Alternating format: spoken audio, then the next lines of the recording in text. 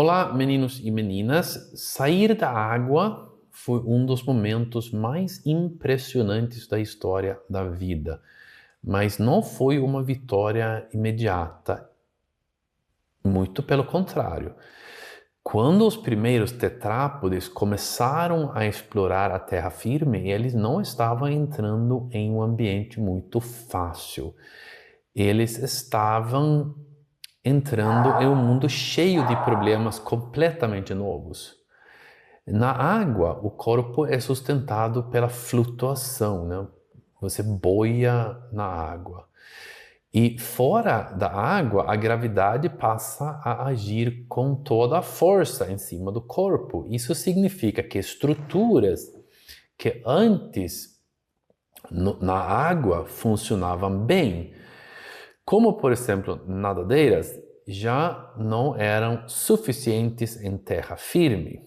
Então era preciso desenvolver membros capazes de sustentar o peso do corpo, além de uma coluna vertebral mais robusta e uma conexão firme entre a pelve e a coluna.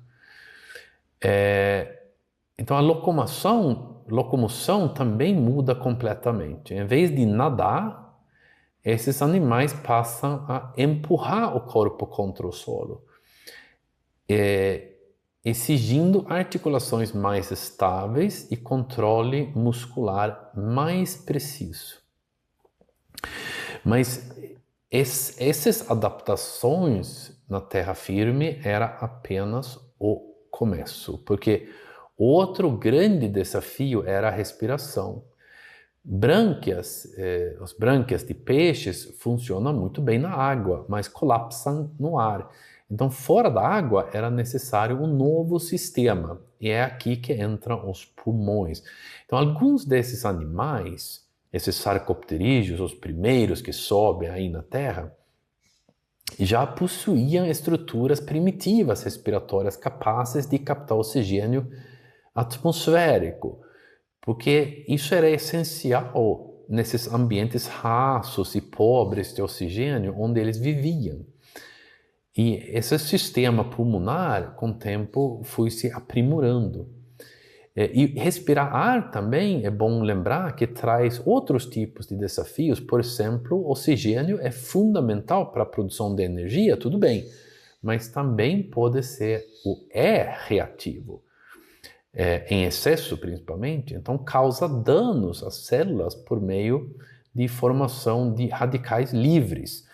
Isso significa que além de captar oxigênio, esses organismos também precisavam desenvolver mecanismos para lidar com os efeitos ruins do oxigênio, como desenvolvendo então sistemas antioxidantes que protegem os tecidos. E a gente tem esses antioxidantes na gente até hoje, senão não combate aí a reatividade do oxigênio. Além disso, havia o problema da desidratação. A água deixa de estar ao redor do corpo o tempo todo. E isso significa o quê? Risco constante de perda de água. Então, os primeiros tetrápodes ainda dependiam de ambientes úmidos. E só muito mais tarde sugerem adaptações mais eficientes para evitar essa perda, como, por exemplo, peles mais impermeáveis. E tem mais um problema, que é da excreção, principalmente, então, excreção, né, que a gente chama de urina hoje, porque substâncias como a ureia e o ácido úrico passam a ter um papel importante na economia de água, já que eliminar resíduos nitrogenados sem perder líquido se torna essencial em ambientes terrestres.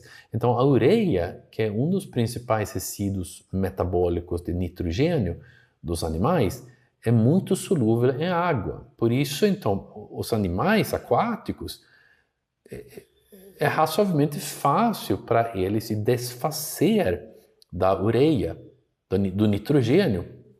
Basta diluí-la e eliminá-la diretamente no ambiente aquático. Mas fora da água, a situação é diferente. Então, os vertebrados terrestres precisam gastar água para eliminar esses resíduos. E é daí que vem a urina. Então, o problema é que perder água não é vantajoso em ambientes terrestres. Por isso, ao longo da evolução, os vertebrados terrestres desenvolveram diferentes estratégias para reduzir essa perda de água. Na maioria dos casos, isso envolve concentrar a urina, aumentando o teor de ureia dentro da água para perder o mínimo de água possível. Em outros grupos, a excreção de ureia, o ácido úrico, esses elementos nitrogenados, evoluiu para formas ainda talvez mais eficientes ainda, como eliminando nitrogênio em forma de cristais, em forma de ácido úrico. Por exemplo, aves fazem isso, né? Aquele cocô dele, né, que é preto e branco, o branco é a urina dele. Então, os sentidos também precisam mudar fora da água. Então, muitos peixes utilizam aquela linha lateral que a gente falou para detectar movimentos em volta dele, mas isso não funciona no ar. Fora da água, esse sistema perde a função. Então, o som também se propaga de maneira diferente. Na água, ele viaja rapidamente pelo corpo, mas no ar é necessário captar vibrações de outra forma. Então, ao longo da evolução, as estruturas ligadas às brânquias, na verdade, foram sendo modificadas e derem origem ao ouvido médio, permitindo a percepção de sons no ambiente terrestre. A gente vai falar mais disso quando chega a falar dos primeiros mamíferos, que essa história é muito interessante, né? Como cria-se os ciclos dentro do ouvido médio. A visão também precisou se adaptar. Os olhos que funcionam bem na água não são ideais no ar. Então foi necessário desenvolver mecanismos para focar corretamente, além de estruturas como pálpebras e talvez principalmente glândulas lacrimais, que ajudam a proteger e manter os olhos úmidos o tempo todo. Que a necessidade de água nos olhos é inclusive um vestígio da nossa origem aquática. Até hoje a gente precisa água, lubrificar os olhos para eles funcionarem bem. O olfato ganhou importância. Na água, os odores estão dissolvidos na água, mas no ar, dissolvido no ar, mas é possível detectar as moléculas basicamente diretamente. Então, isso levou ao desenvolvimento de sistemas olfativos muito eficientes para detectar alimentos, predadores e parceiros. E o tato também muda. Em vez de sentir vibrações transmitidas pela água, os animais passam a depender mais do contato direto com o solo e com o ambiente em volta dele. E então, ao longo do tempo, todas essas estruturas foram sendo modificadas, dando origem a sistemas sensoriais mais adequados à vida terrestre. Outra coisa muito importante que muda quando esses bichos saem da água é a alimentação. Porque capturar presas ou capturar alimento na água é bem diferente de capturá-las no ar ou no solo.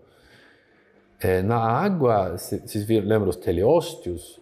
Muitos peixes utilizam sucção, eles abrem rapidamente a boca, criam uma pressão negativa e as presas entram na boca e eles engolem. Porque puxa a presa junto com a água dentro da boca. Mas isso não funciona no ar, né?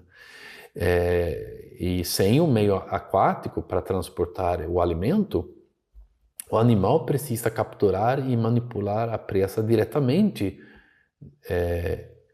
com mais frequência aqui na Terra do que na água. E isso levou a mudanças importantes na mandíbula e na forma de alimentação. Em vez de apenas sugar, não estou falando que todos os peixes sugam, mas boa parte fazem isso. Os primeiros tetrápodes passam a usar a boca para agarrar, morder e segurar a presa. A musculatura da mandíbula se torna mais robusta e o controle da cabeça e do pescoço ganha importância. Além disso, engolir também muda. Na água, o alimento pode ser transportado com a ajuda do fluxo de água, Mas em terra, é necessário empurrá-lo ativamente para dentro do sistema digestivo. E muitas vezes com movimentos da língua e da cabeça. Outra mudança importante envolve a captura da presa. Em ambientes terrestres surgem estratégias bastante novas até, como emboscadas, perseguição ativa e até o uso da língua para capturar alimento, como vemos em certos anfíbios. E ao longo do tempo, essas transformações deram origem a uma enorme diversidade de formas de alimentação que você percebe dos vertebrados terrestres até hoje. Então, permitindo a esses vertebrados de explorar nichos ecológicos fora da água. Outro desafio importante é a regulação da temperatura, porque na água a variação térmica tende a ser menor, porque a água mantém a temperatura melhor do que o ar, e o próprio ambiente então ajuda a manter o corpo relativamente estável. Em terra, a situação é muito diferente. Os organismos ficam expostos ao sol direto, à chuva, ao vento, e as variações bruscas entre o dia e noite, e o inverno e o verão. E isso significa que a temperatura corporal pode subir ou cair rapidamente, afetando o funcionamento do metabolismo.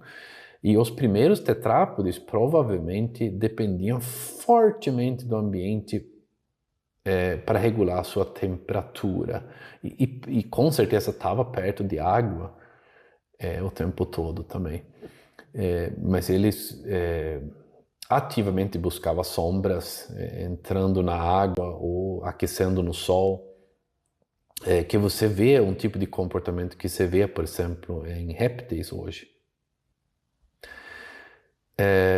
Alguns animais desenvolveram características que ajudam a conservar ou dissipar calor, como mudanças na pele e no comportamento. E outros deram um passo ainda mais radical, ou mais impressionante, que passavam a produzir calor internamente em maior frequência, viraram endotérmicos, o que permite então uma maior independência das condições externas. E nós somos endotérmicos, né? O ser humano, todos os mamíferos são. E essa transição abriu novas possibilidades ecológicas, como a capacidade de permanecer ativo em ambientes frios ou durante a noite.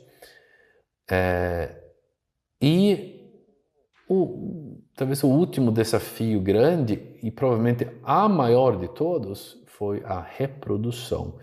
Porque os primeiros tetrápodes ainda dependiam da água para colocar seus ovos, que precisavam de um ambiente úmido para não secar. Fora da água, a reprodução se tornava um enorme problema.